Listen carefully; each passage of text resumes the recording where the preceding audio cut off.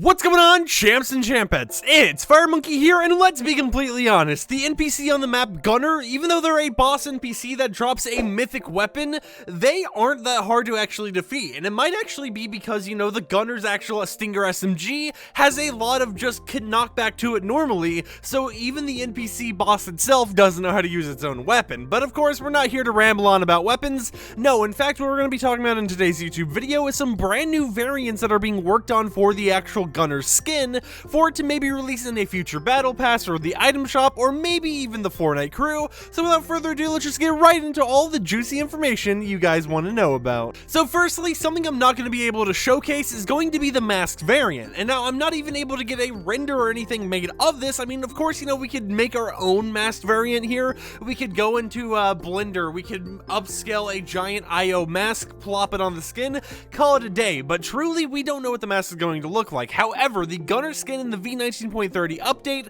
received a new variant tag relating to taking on or off a mask. Now, of course, the mask doesn't have a mesh or anything yet, and it's not even linked to the skin itself, so we have no clue what it looks like, but there is a chance for whenever this skin releases in the future to have a masked variant on it in case you don't want to look at the Gunnar head. But of course, you know, we're not just here to be like, hey, there's a masked variant, you know, it's the end of the video, hope you enjoyed it, bada bing, bada boop.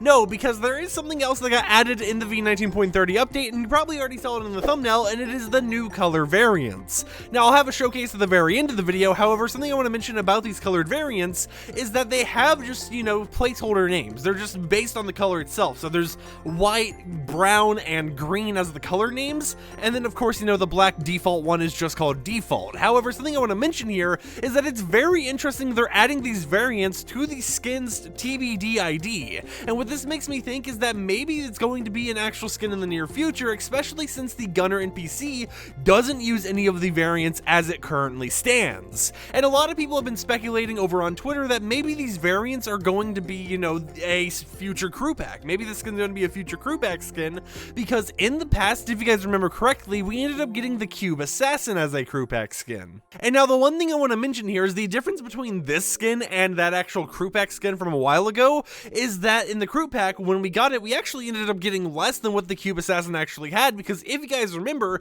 there was a whole entire controversy where they were advertising the back bling having the selectable styles that the actual boss had, and come to find out the back bling did not have those at all, and Epic Games had zero plans to actually add it, so it was a little bit of a controversy back then. However, compared to now, it appears that Gunnar, if this is going to be a crew pack, might actually end up with more variants than it had when it was first added to the game.